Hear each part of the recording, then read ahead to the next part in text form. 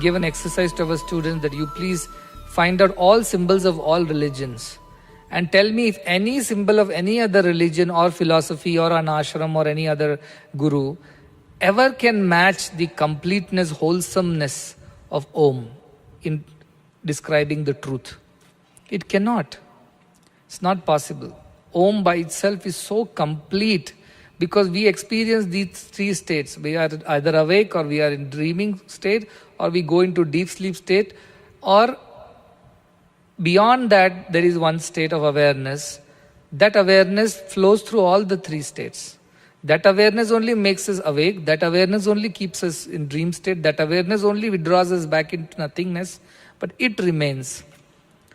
That remains is the Brahman, from which the wakeful person comes out, the dreaming person stays, then the deep sleep person disappears into it back. And one simple example yesterday we saw of gold. The gold was there. First it was a bangle, then it became a chain, third it became a ring and gone back to becoming gold. So was the gold there in chain? Yes. Was the gold there in ring? Yes. Was the gold there in bracelet? Yes. But was the bracelet there in the ring? No. Was the ring there in the chain? No. Was the chain there in the bracelet? No. But gold was there all through in all of them. So if you understand like this, wakeful state is like a bracelet, dream state is like a chain, deep sleep is like a ring, but the gold is there, the fourth one which stays all through. So when we are awake, we are not dreaming. When we are dreaming, we are not awake. When we are awake, we are not sleeping. When we are sleeping, we are not dreaming or awake. We can only be in one state at some point in time, our consciousness. But the entire thing is covered by a single state, which is the Turiya, or which is the fourth state they call it. Actually, it is not even the fourth state. It is the only state. It is gold is only one. You can't say, I had a ring, I had a chain, I had a bracelet, now I have gold. No, the gold was there all through the ring, through the chain, through the bracelet. But because of the name and form of the jewelry, you didn't recognize the gold, but you recognized the jewelry. So when somebody asks, what is it? Your first reaction was, it's a necklace. But you didn't say it is gold. However, when all the names and forms are removed from this, the gold has been melted back, goes back into just a ball of gold. Then what will you call it? You don't call it a ball of gold, you call it gold. Because ball of gold is no jewelry. So you call it gold. Likewise, when we are awake, we call I am this body. Like I am the bangle right now. When we are dreaming, I think I am the necklace, the other one, the other jewelry. And then you have deep sleep, I don't think at all, but I believe that I do exist and I exist as myself who has gone into deep sleep, means this body and mind which has gone into deep sleep. That is how we believe. But at the end of it, the truth is that the gold alone is truth, which was there all through it. From it came out the bangle, into it went back the chain. Gold remained as the fundamental basis. So that is, see, there is no direct examples for explaining Brahman. This is how far you can go. Beyond that, it's your experience that should teach you. But to explain how Om represents the whole concept of Brahman. Brahman is that which was, is and will remain, which does not undergo any modifications. Its names and forms are nothing but superimpositions or conditioning of that gold. Conditioning of the Brahman. But Brahman by itself is not conditioned. Gold does not become less or more. Its form and name has just changed because of the jewelry that has been made. 10 grams of gold in ring will remain 10 grams of gold in chain. It will remain 10 gram gold in bracelet. Everything else will remain. Gold will remain in its value and its color and its everything the same. Like that, Brahman is the same, absolute one, on which everything else is being modified and put on. So Brahman, like another example that I give very common is, you're born a boy, but you're also a son to somebody. You're also a brother to somebody. You're also a student to somebody. You're also a grandson to somebody.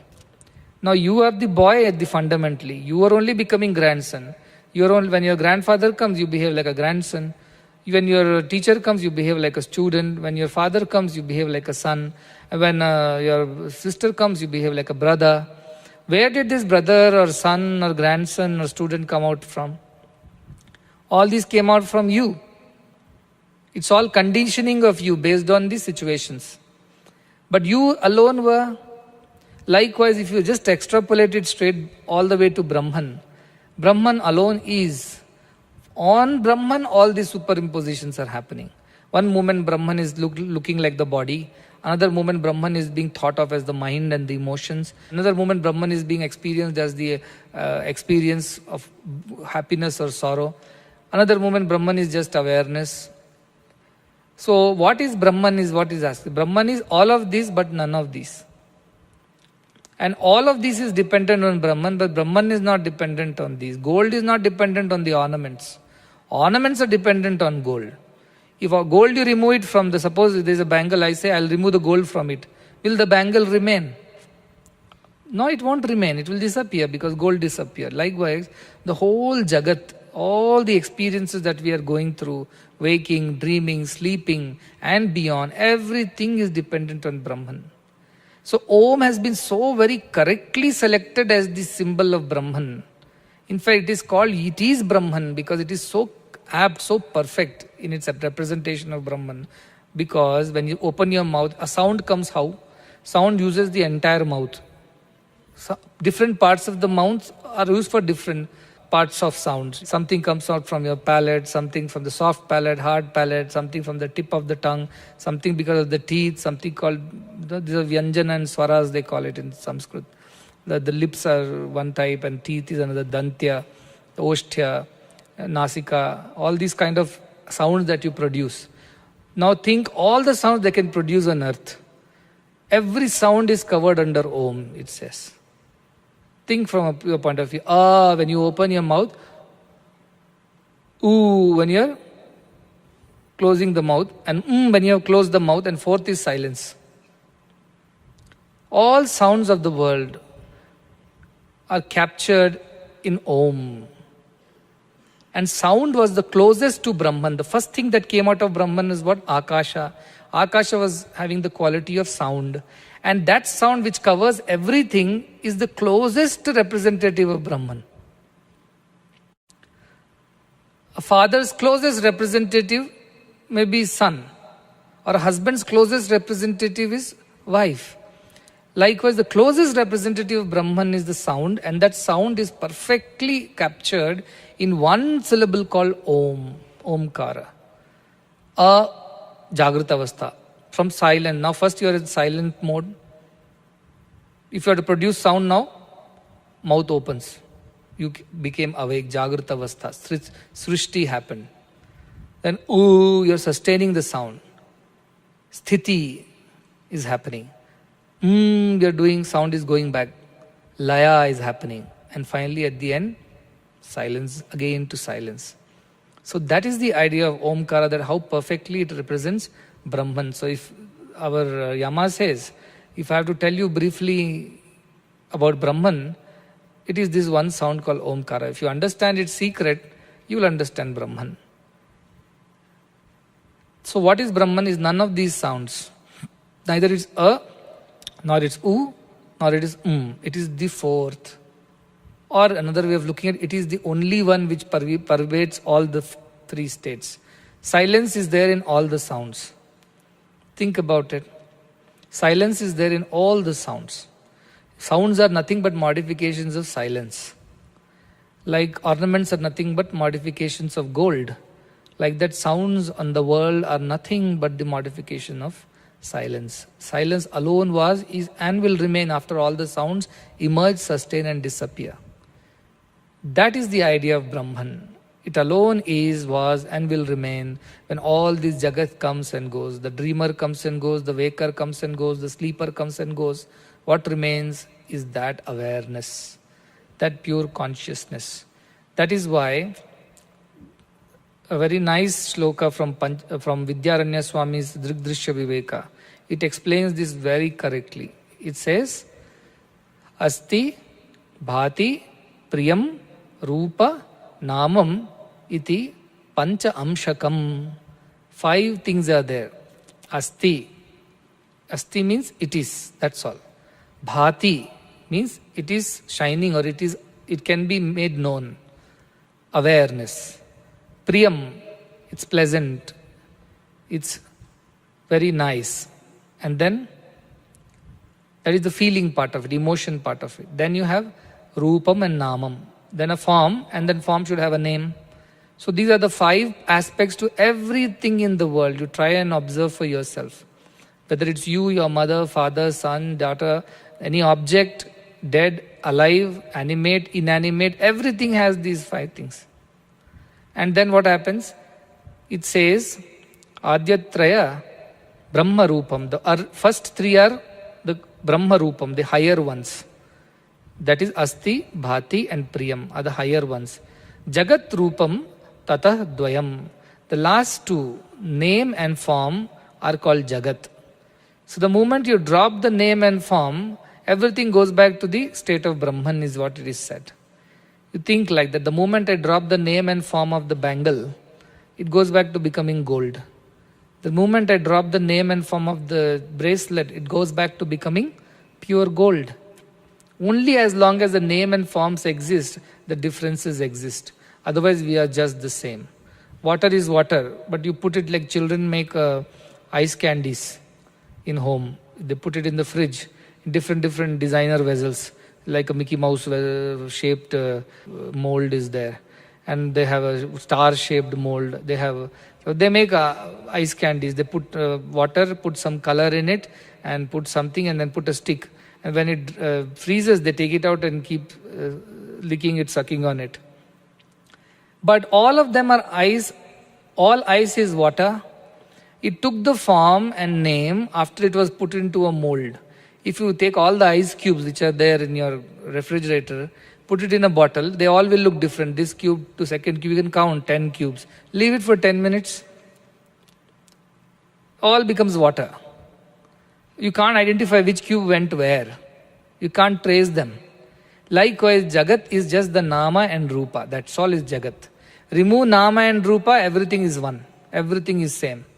So we are finding these differences in the world because we as a body are different from another body. I am a male, you are a female, he is a child, he is an old man, he is a rich man, poor man. All these are associations with the body. And body, the moment we get out or we rise above this idea, we will see there is oneness in everything. Like ice cubes become water and everything is one. There are no separate ice cubes.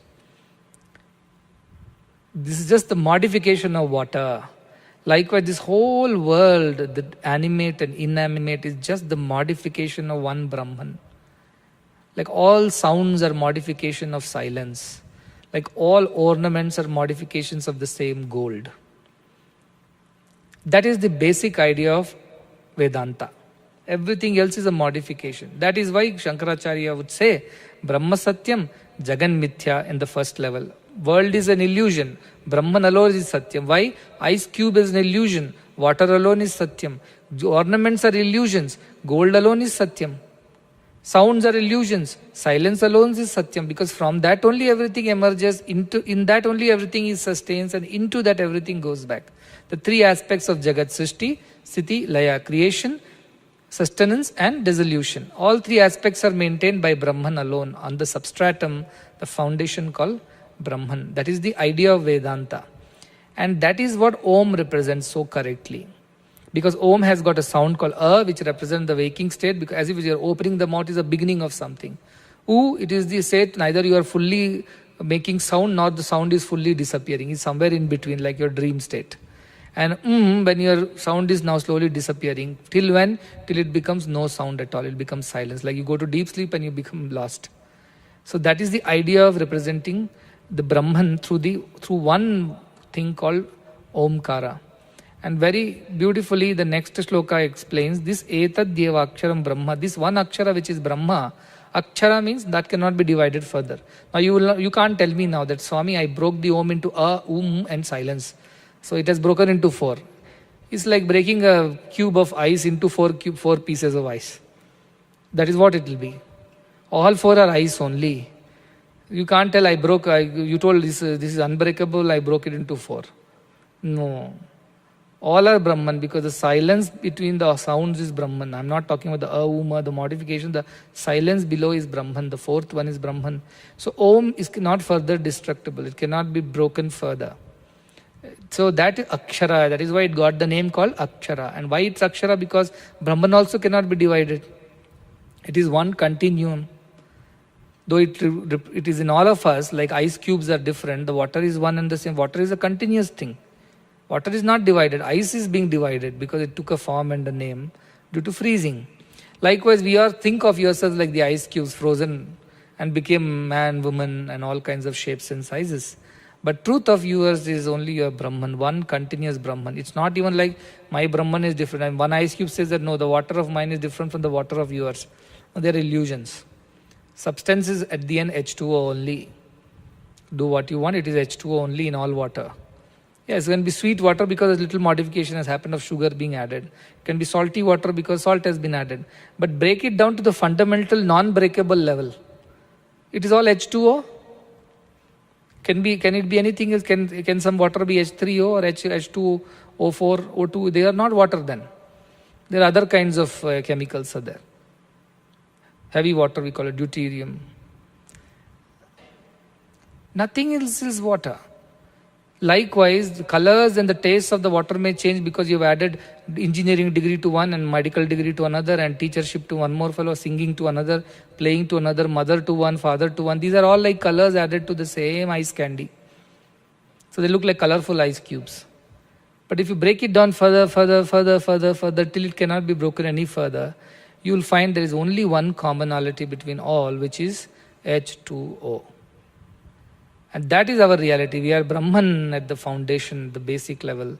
And all these are modifications. Jagat is the Nama and Rupa. That's why when I was explaining Guru, I said Guru is what? Gunarahita, Rupa Varjita. Your Guru is not the one who is having a form and a name and who is talking through a mouth. That is not Guru. Guru is Gunarahita, is beyond all the three gunas, and Rupa Varjita has no form. If it has no form, then there is no name.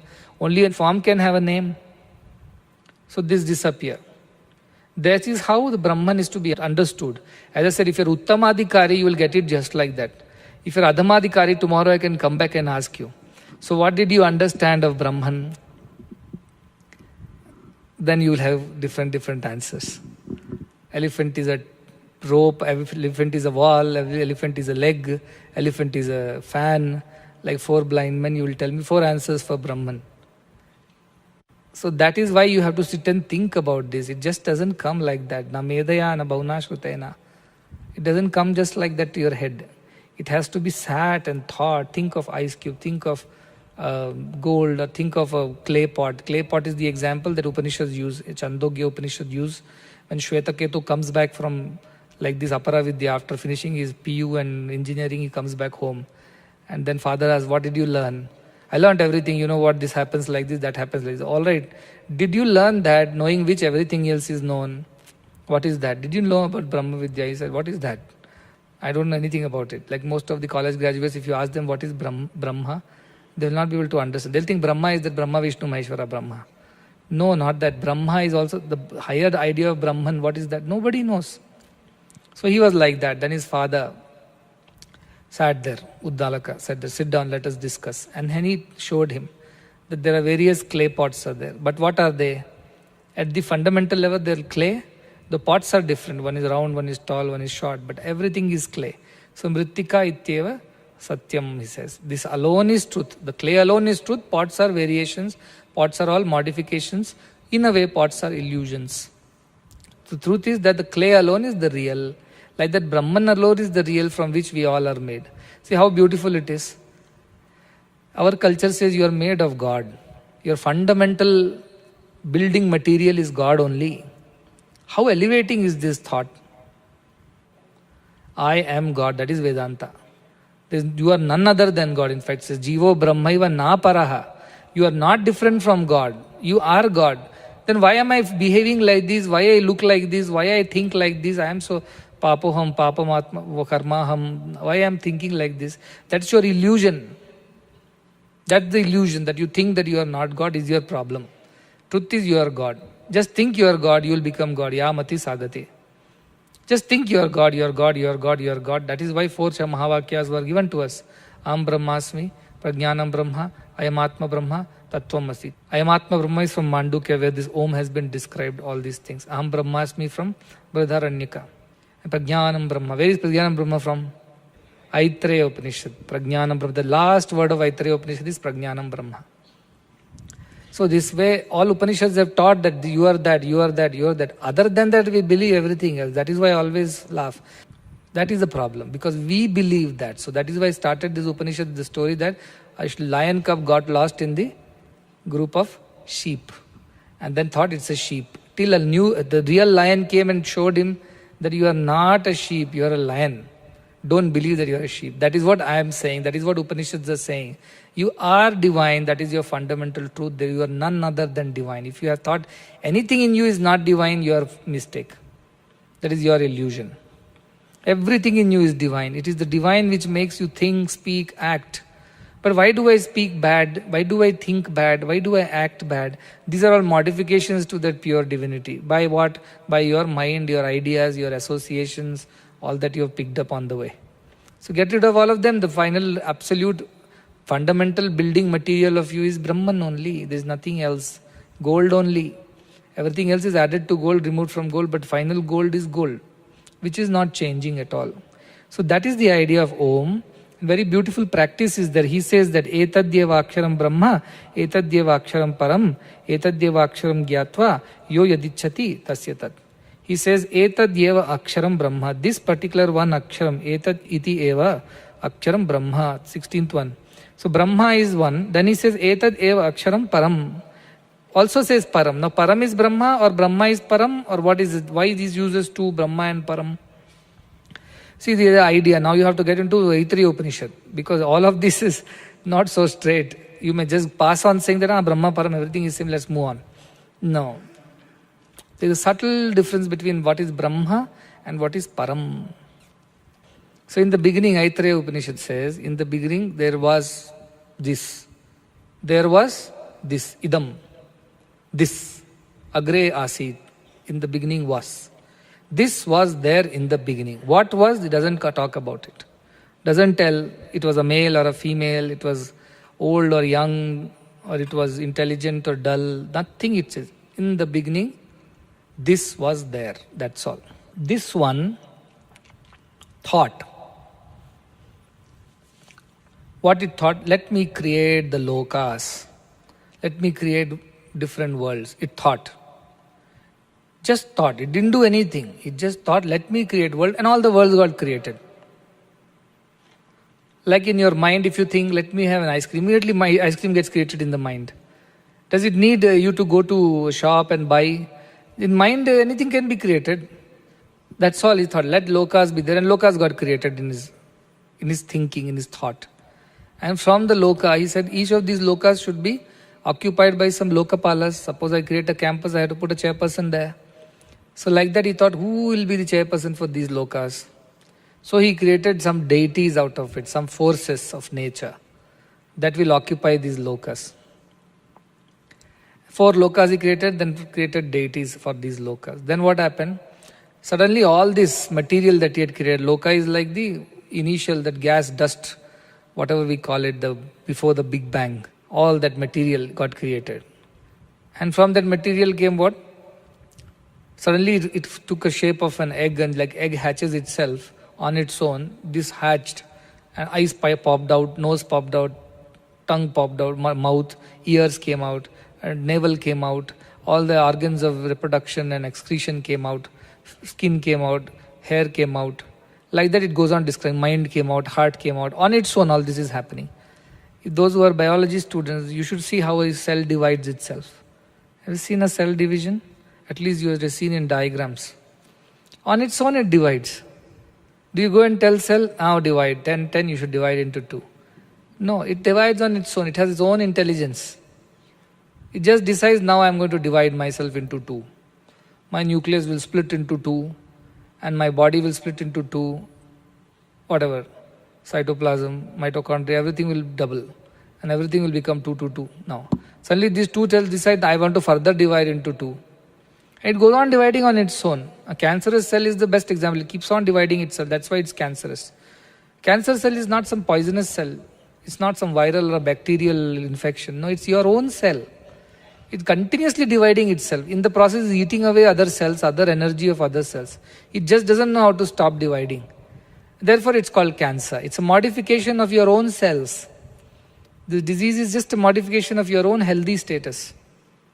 It didn't come from somewhere. Your health got modified into a disease, that's all. So, an intelligence is there which keeps doing its thing. And that cosmic intelligence made this thing divide and came out of virata.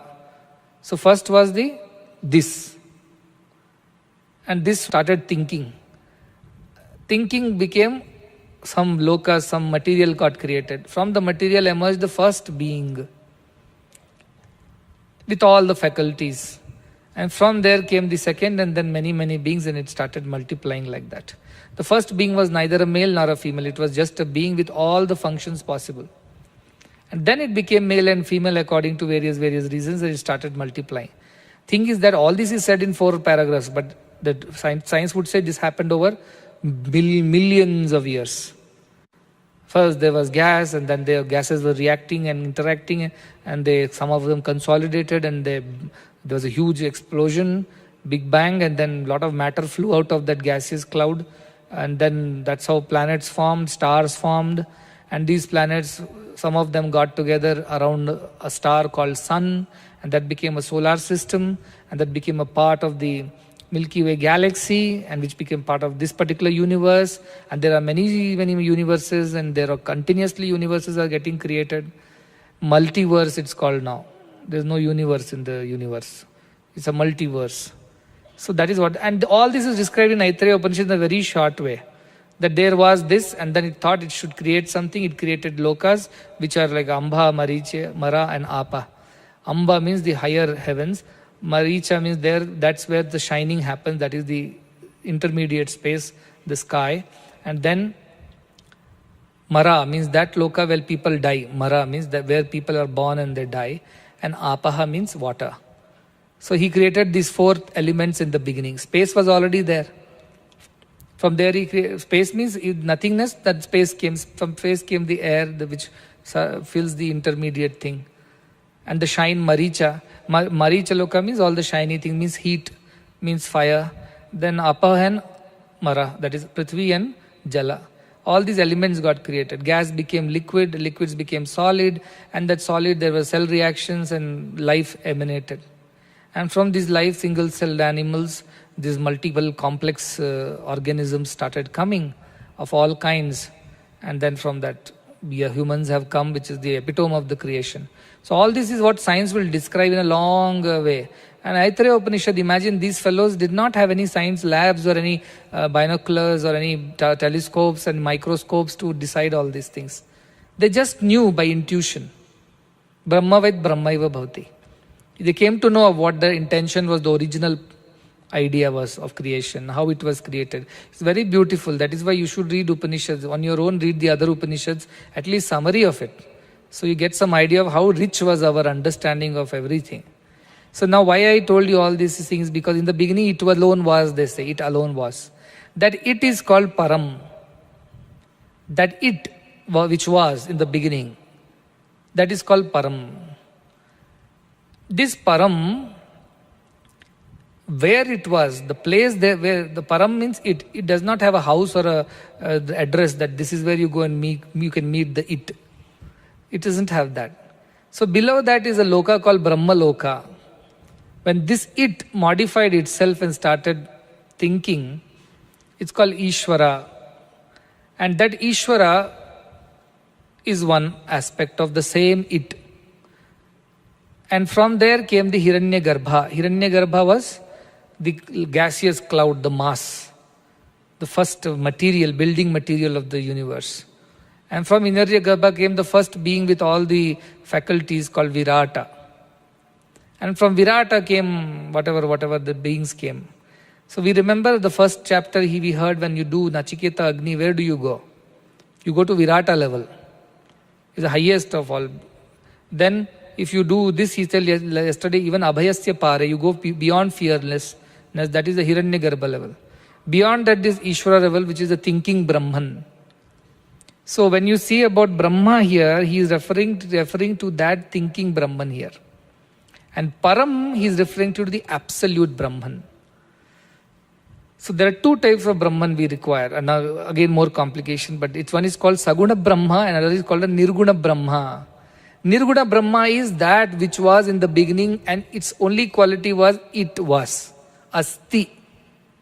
Asti. Out of the three things I told you, Asti, Bhati, Priyam are the qualities of Brahman, they say. Whereas Nama and Rupa are the qualities of Jagat. Now, Asti, Bhati, Priyam, three. So, Priyam, you can think of it as the Hiranyagarbha, where the first emotions and thoughts emerged, because heart emerged, mind emerged, all these things out of Hiranyagarbha you came about. Then you go up further, and then you go to this particular thing called Ishvara, the thinking Brahman.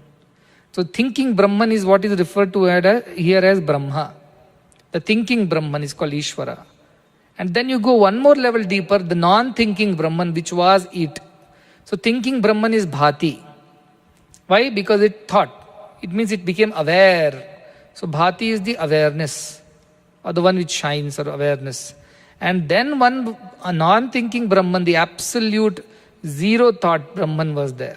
That is called Param, which has no modification, not even the modification of thought in it. It is absolute, purest consciousness. It's called Param. So this sloka says that this Om itself is the way to understand that Brahma. Also it is the only way to understand that Param also. And it says, if you understand this one Akshara Om Gyatva, whatever you want to attain, you will attain. If you want to attain the Saguna Brahma, you can attain that. And if you want to attain the Nirguna Brahma, without even the thought in it, which is purest consciousness, you just is, Asti, then you will attain that too. What was Nachiketa's question? Asti iti cha eke, nayam asti iti cha eke. So what is Nachiketa asking this Yama about? Asti. He is not talking about Bhati, Priyam part of Brahman also. He is only talking about the Asti. Does it exist in the purest consciousness form, or does it not exist because it cannot be understood by anything? And that is what he is answering, that you can attain both Brahman, the Saguna Brahman or the Nirguna Brahman, by using the same Om. If you meditate on the Brahman as the Saguna, that is the one who thought and created the universe, and therefore he became many. If that is the approach you want to take, so be it, you will understand him like that. But if you want to take Om as the approach, that it just is. It doesn't think, it doesn't laugh, it doesn't smile, it doesn't cry, it doesn't do anything, it just is. You can attain that highest level of abstract Nirguna Brahman also using Om alone. That is why yadichasi tasya tat. Whichever one you want, you can have. So this Om is like that. If people use Om only to seek pleasures and things from gods, give me this, give me that, you will get that much only using Om. But if you use this Om to ultimately understand and realize that ultimate Param Brahma, one is Brahma, one is Parabrahma. That Parabrahma, if you want to realize, Om alone can teach you that also, he says. See, Om is so effective. Depends on what you use it for. We use Om on everything. You think of any mantra. Any mantra. Om Brahmarpanam, we get food when we chant this. Om Yadevi Sarvabhuteshu, that we chant and get strength, Shakti from Devi when we chant. Or Om Gam Ganapate Nama, we get Buddhi from Ganapati. Or you chant Om Gurubhyo Namaha, you get grace of your Guru. For everything it starts with Om. That's called Om Shom Iti, that is what they say. Om is the one which Sham means goodness. It pronounces, it proclaims, it declares good happen, let good happen. Om, it is said. Therefore, Om is the word which we use for all aspects. From mundane begging small things to God, we chant a mantra starting with Om. Or we can simply cut off all the mantras behind the Om and just retain the Om part of the mantra and meditate on that, saying that we don't want the tail behind you. We just want the head, that is the Om. All the other mantras get energy from Om, like sun gives energy to everything. But I don't want all the other things, I want the sun. I want only Om. When you say that, and with Om alone you start meditating, thinking like, I am beyond the wakeful state, I am beyond the dream state, I am beyond the deep sleep state, I am that fourth, the eternal, the unchanging, the fundamental. Then you will start believing in that too. But how do we believe in something? First we have to not believe in the wrong beliefs. First you have to not believe. And what do you do with Om? First you don't believe that you are only jagrata. First you don't believe that you are the person in swapna. First you don't believe that you are the only person in sushupti. And then you believe that you are the fourth.